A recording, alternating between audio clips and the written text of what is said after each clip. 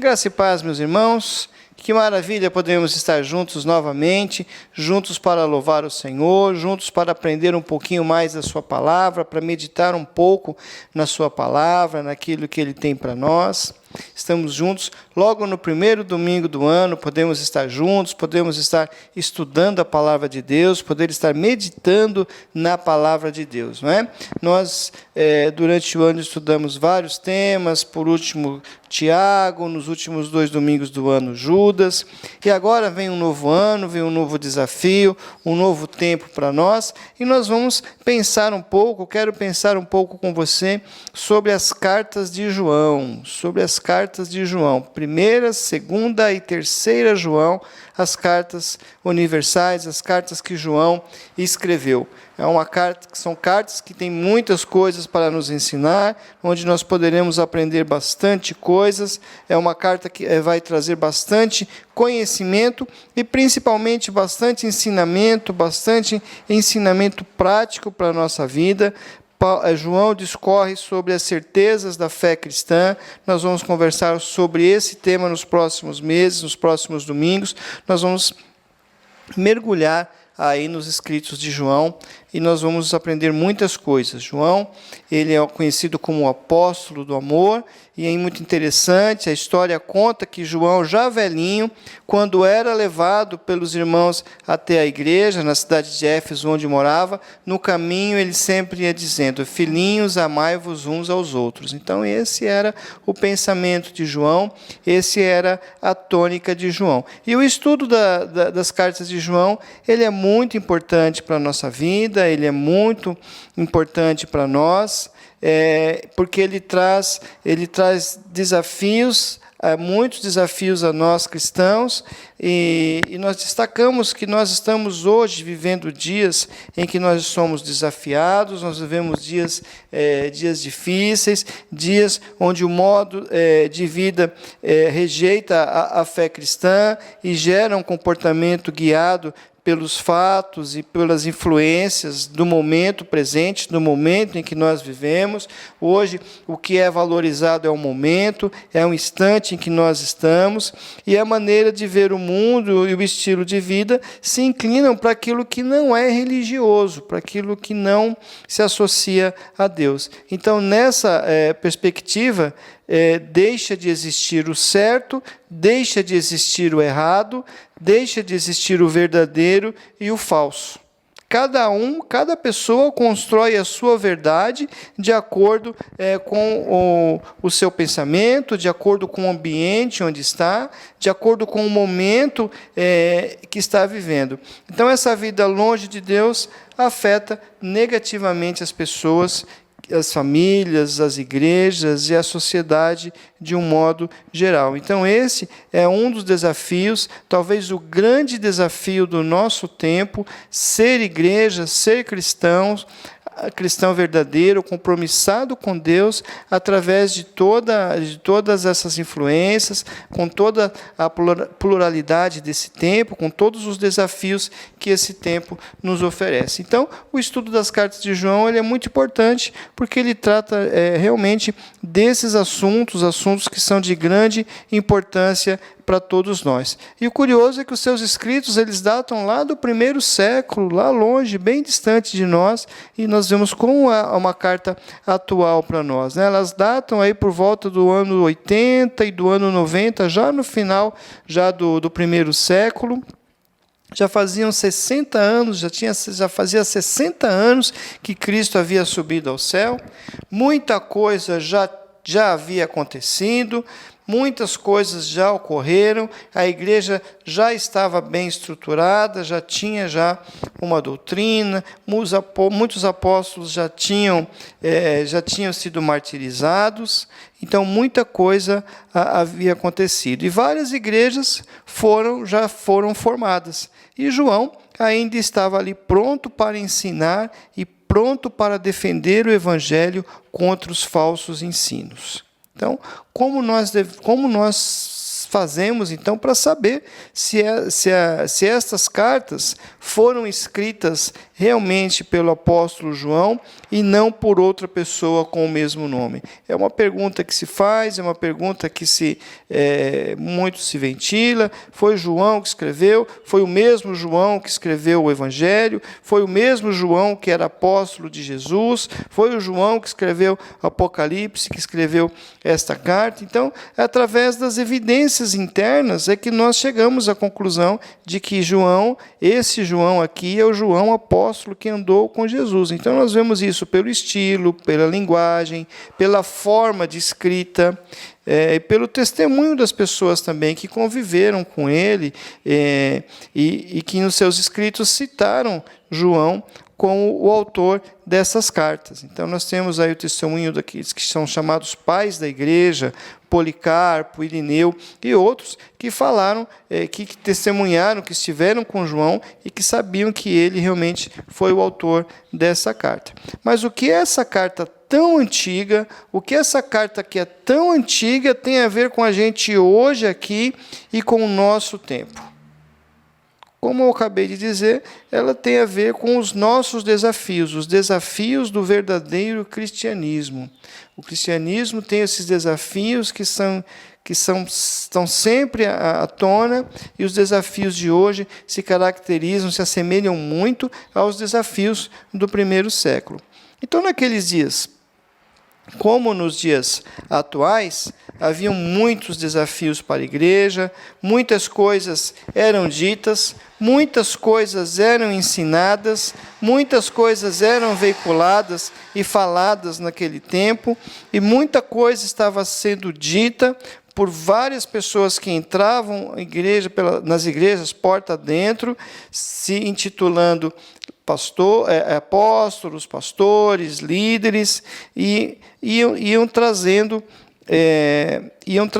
heresias, iam trazendo falsos ensinos, falsos pensamentos, e para que as coisas tomassem um rumo certo, tal como hoje foram ditas, então, pelo apóstolo, foi escrita essa carta, orientando os cristãos a entenderem, a compreenderem o verdadeiro evangelho, e o que é evangelho e o que não é evangelho. Então, esse era um tempo de muitas vozes. O século I, esses anos, era um tempo de muitas vozes, tal como o tempo de hoje. Então, naquela época, a igreja ela estava infestada de falsas doutrinas. Haviam muitas doutrinas erradas, muitas doutrinas distorcidas e doutrinas completamente contrárias à palavra de Deus, que iam penetrando nas igrejas através dessas pessoas que traziam esses ensinamentos. Era gente que queria aparecer, era gente que por vários motivos entravam na igreja querendo destaque, outros porque queriam deturpar mesmo o verdadeiro evangelho, pessoas que se diziam crentes, mas que não eram, pessoas que falavam bonito, pessoas que tinham boas ideias, pessoas que conseguiam atrair as pessoas, tinham uma boa oratória, tinham aquele atrativo, mas que na verdade não eram nada daquilo que ensinavam. Eles ensinavam um evangelho genérico, um evangelho parecido, mas que não passava de uma imitação. Ensinavam um evangelho mais ou menos parecido, mas que no fundo era uma imitação do verdadeiro evangelho de Cristo. Então, o tema central das cartas de João é a luta contra o falso ensino dos falsos mestres na igreja. Esse é o tema central das cartas de João. Então, quando nós fazemos a leitura das cartas de João, nós precisamos ter em mente que o seu pensamento principal era dessa luta contra o falso ensino trazido por falsos mestres que adentravam a igreja. E o versículo-chave de João, o versículo-chave das cartas de João, está na primeira carta, no capítulo 4, verso 1.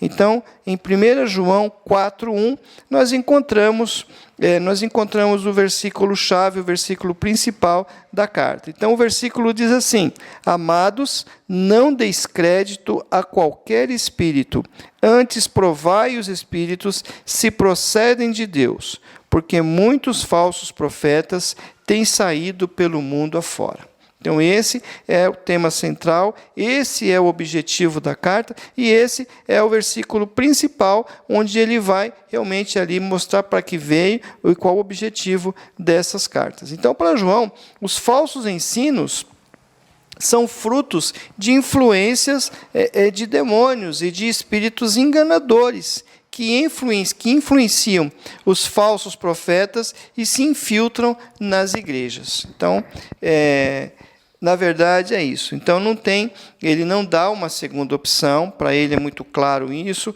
os ensinos errados, as doutrinas erradas, não passam de influência de demônios e de espíritos enganadores. E quem são esses falsos profetas? É importante também nós deixarmos claro, nós reconhecermos e entendermos o que vem a ser esses falsos profetas na percepção de João. Então, esses falsos profetas são aquelas pessoas que não ensinam um evangelho genuíno, são aquelas pessoas que não ensinam um evangelho verdadeiro e puro. E aí nós devemos tomar cuidado, devemos pensar, isso nos leva a refletir e pensar nos nossos dias, a pensar no nosso tempo, naqueles que têm pregado, naqueles que têm difundido, naqueles que têm levado o Evangelho. Seriam esses profetas verdadeiros da parte de Deus ou falsos profetas? Se estão deturpando, se há deturpação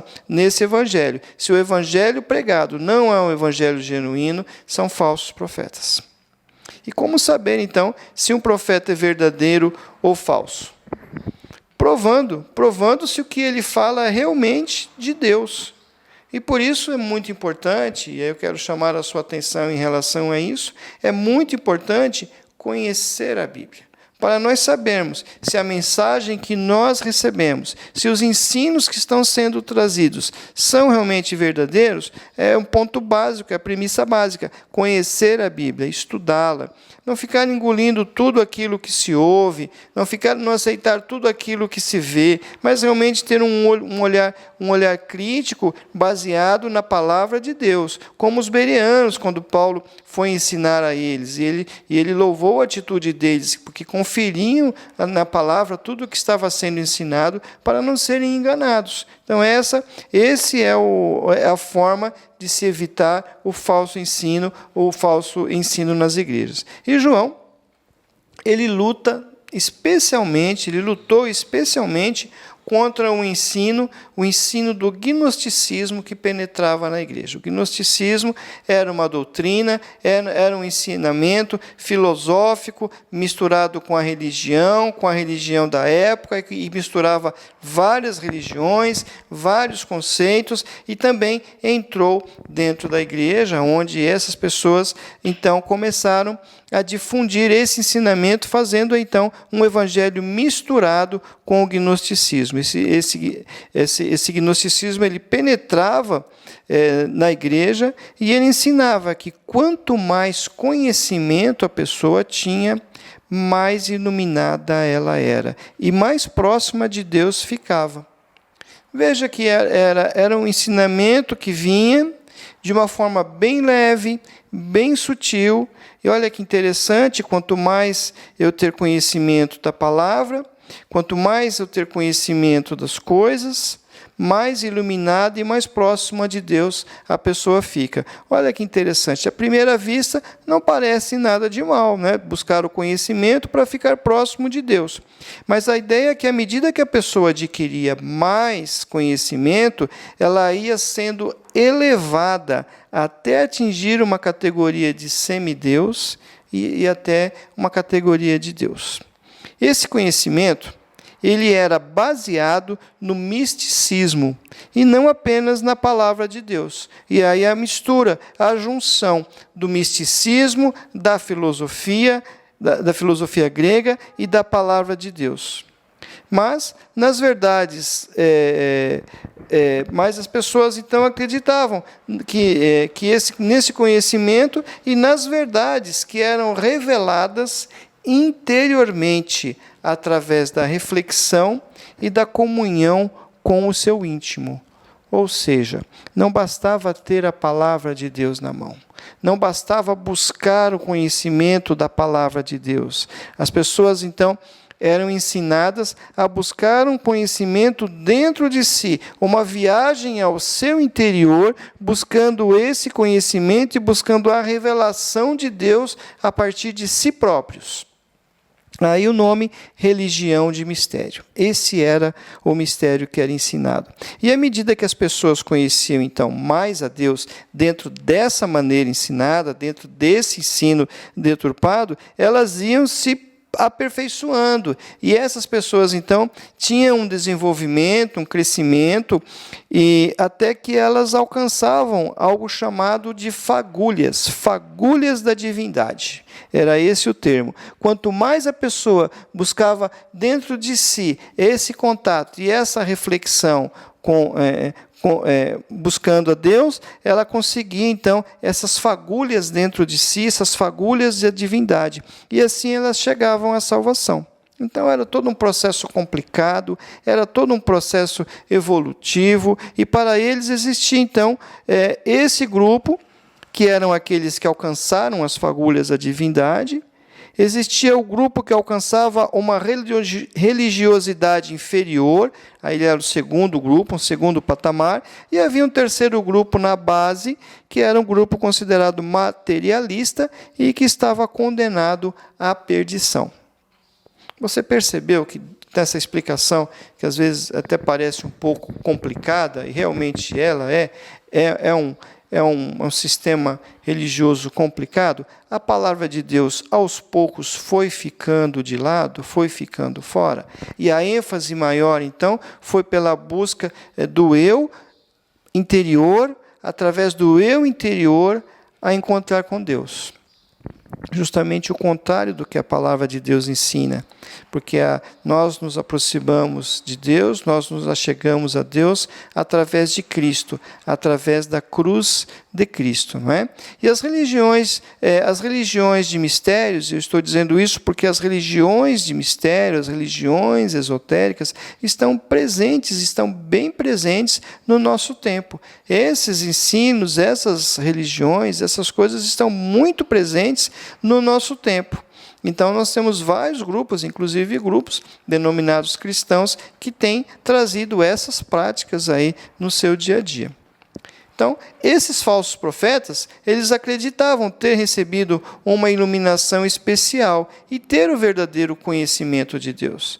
E aí, essas pessoas, então, consideradas assim, se intitulavam iluminados, se intitulavam especiais, eram vistos com destaque pela comunidade e acabavam recebendo uma série de benefícios, e essas pessoas, de certa forma, acabavam sendo adoradas e reconhecidas por ter esse contato com Deus. Então isso causava também divisão na igreja, causava discriminação na igreja, coisas que não podem haver e que a palavra de Deus ensina justamente o contrário, não é? Então esse é um dos aspectos dessa religião chamada gnosticismo, tão presente no nosso tempo, infiltrada de várias formas nas comunidades, e também existem os movimentos gnósticos também bem atuantes e bem presentes, e cada vez mais estarão presentes nesse tempo. Então, esse é um aspecto dele. Mas o gnosticismo também tinha uma outra vertente, havia uma outra vertente chamada docetismo. O docetismo era uma vertente dessa religião, dessa seita, e tanto um quanto o outro acreditavam que a carne era má.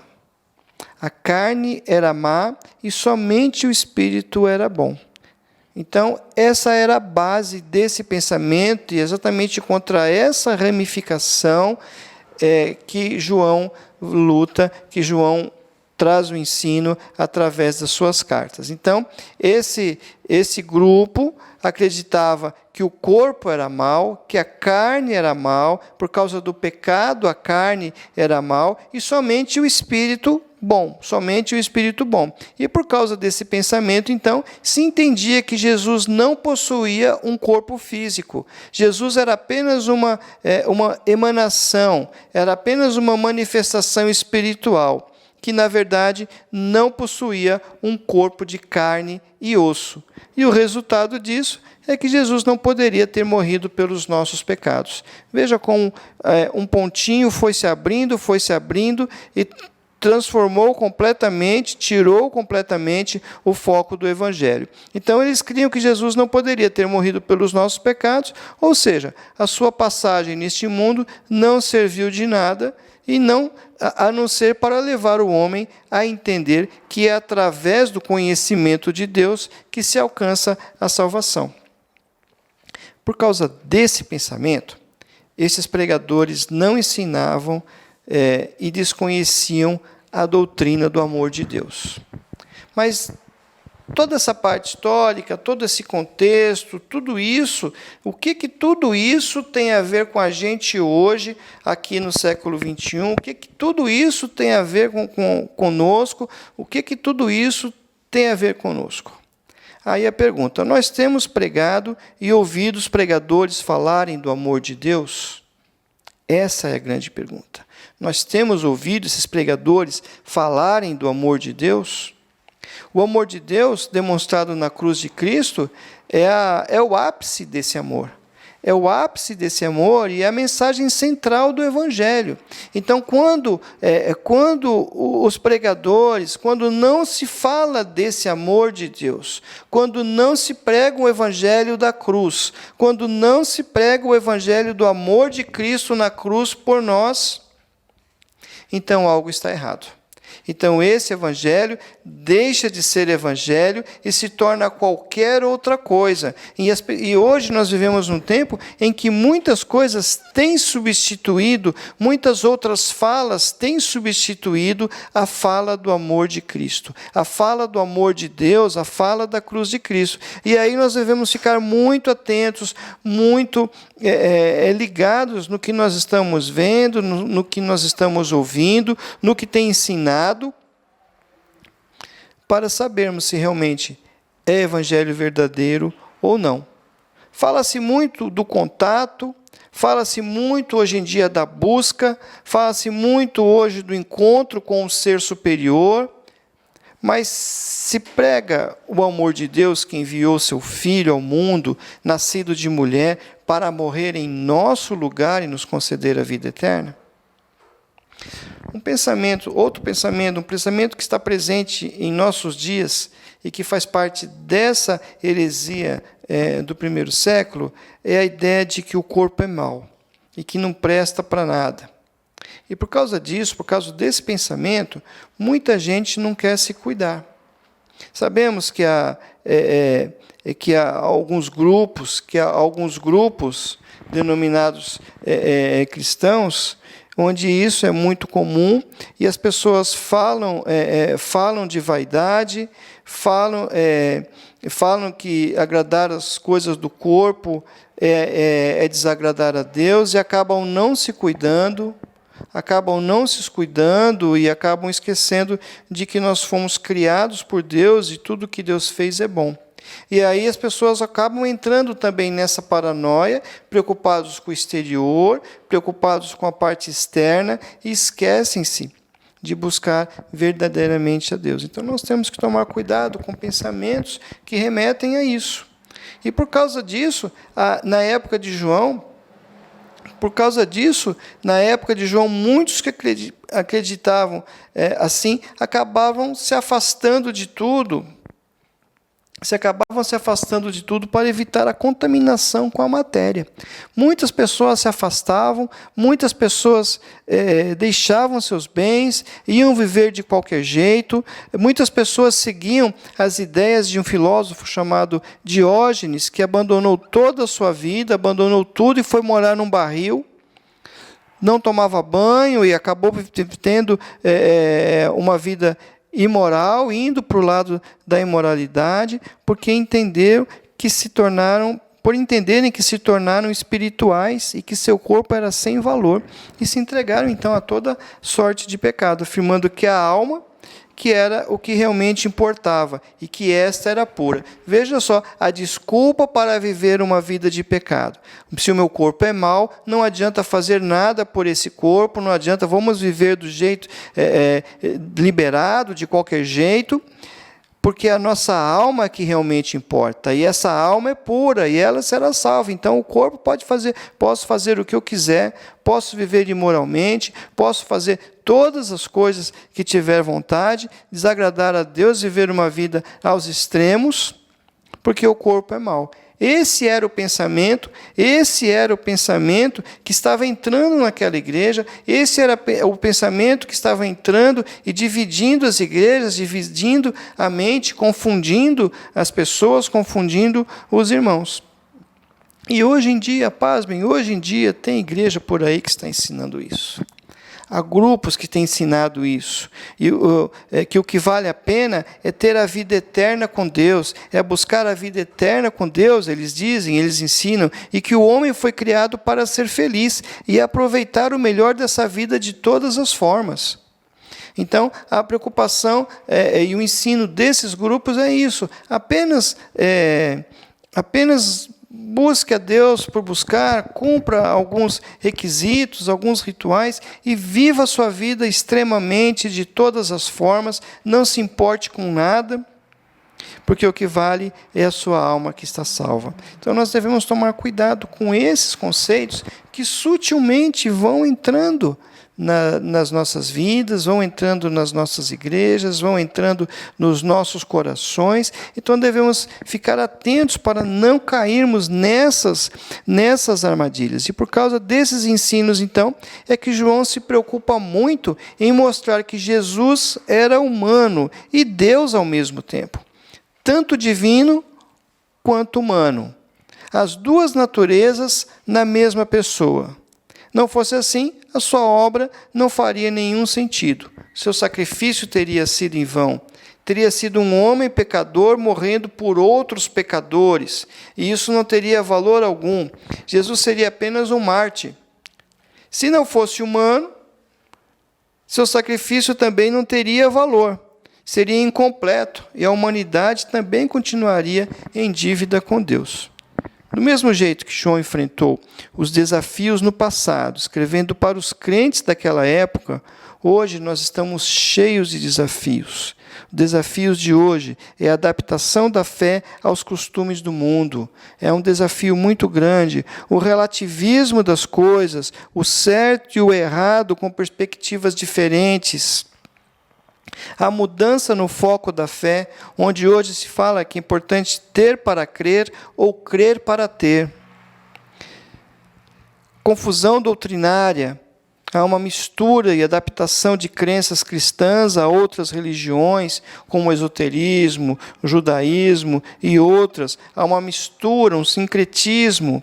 E nós precisamos estar firmados no Senhor, precisamos estar firmados no conhecimento da Sua palavra, para que nós não venhamos a cair nesses erros, para que nós não venhamos a cair em tantas armadilhas que têm aparecido no dia a dia. Quantas coisas nós precisamos ver, quantas coisas nós precisamos aprender, quantas coisas nós temos a aprender nessas cartas que nós estaremos estudando com João.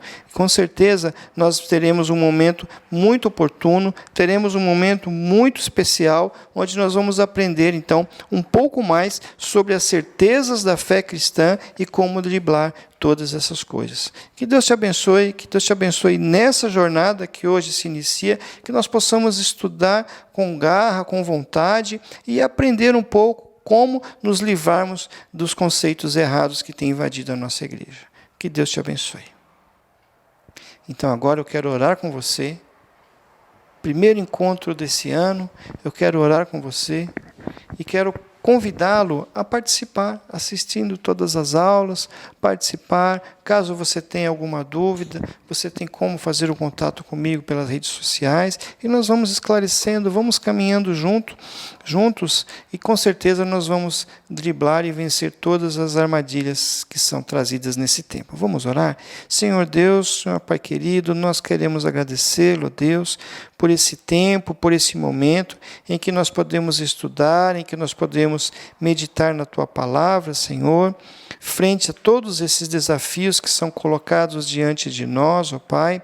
Eu quero pedir ao Senhor que nos mostre qual o caminho certo, que nos mostre e nos ensina a Te servir de verdade. Livra-nos do mal, livra-nos das armadilhas, das falsas doutrinas, dos falsos mestres e nos ensina para que possamos ensinar o Teu povo conforme a Tua vontade. Abençoa-nos no nome de Jesus. Amém. Que Deus te abençoe, que você tenha um excelente domingo na presença de Deus.